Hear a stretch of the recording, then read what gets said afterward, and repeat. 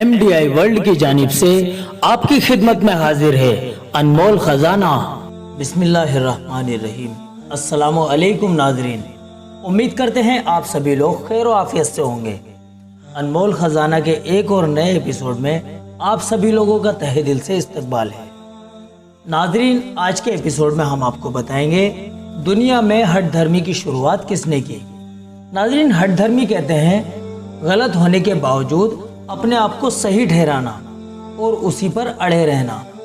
ये काम शैतानी काम है। दुनिया में सबसे पहली हठ धर्मी वाली हरकत को शैतान ने अंजाम दिया था। इसी तरह हसद और तकब्बुर की शुरुआत भी शैतान ने की थी।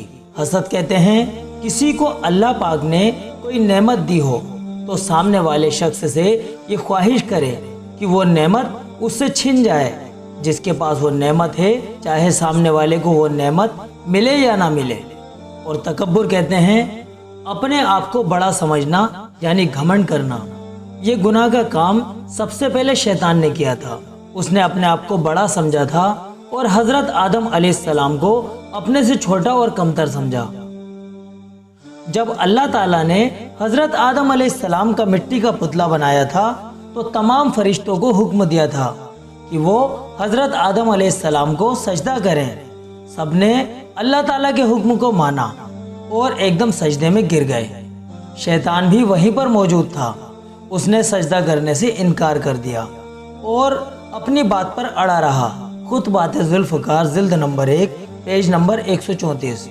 फिर जब अल्लाह ताला ने उसे जन्नत से निकाल दिया तो वो हजरत आदम अलैहिस्सलाम से हसद करने लगा। तो नाजरीन, आपको मालूम हो ही गया है कि हठ धर्मी, हसद और तकब्बुर जैसे 3 बड़े गुनाहों की शुरुआत शैतान ने की। हम सभी लोगों को इन तीनों गुनाहों से बचना चाहिए। अगर हम इन गुनाहों को करेंगे तो हम शैतान के बताए हुए रास्ते पर चल पड़ेंगे। इसलिए इन तीनों गुनाहों से अपने आप को हमेशा दूर रखें। आका सल्लल्लाहु अलैहि वसल्लम का फरमान है, जिसके दिल में एक जर्रा बराबर भी हसद और तकब्बुर होगा वो शख्स जन्नत में नहीं जाएगा। और हठ धर्मी करने से इंसान को तौबा की तौफीक भी नहीं होती, क्योंकि वो गलत होने के बावजूद भी अपने आप को सही रास्ते पर लाने की कोशिश नहीं करता, जिसकी वजह से उसे तौबा करने की तौफीक नहीं होती। अल्लाह ताला हम सब के लिए इन तीनों गुनाहों से बचने की तौफीक अता फरमाए, आमीन। नाजरीन, उम्मीद करते हैं आज की एपिसोड से आप लोगों की नॉलेज में इजाफा हुआ होगा। इसी तरह के एपिसोड देखने के लिए आप हर रोज़ सुबह 11 बजे अनमोल खजाना का एपिसोड ज़रूर देखा कीजिए। चलिए नाजरीन, मिलते हैं अगले एपिसोड में। तब तक के लिए आप अपनी दुआओं के साथ हमें इजाज़त दीजिए।